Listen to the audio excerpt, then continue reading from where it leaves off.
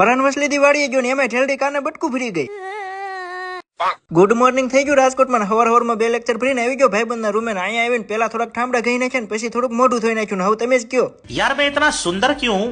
और भेगू थाने भाई. ઓકે હાલો ઘરે વ્યા જવી, પણ પેલા જરીક ધર્મેન્દ્ર રોડે આટો મારતા આવી, કેમ કે આ દુકાન વાળા હારે છે ને. ठीक है समझ गया. તમે સમજી તો જાય, પણ પછી આવી ગયો વરસાદ, એટલે ચાલુ વરસાદે બધા ભાગીને આવી ગયા સરદાર મફતની ચા પીવા.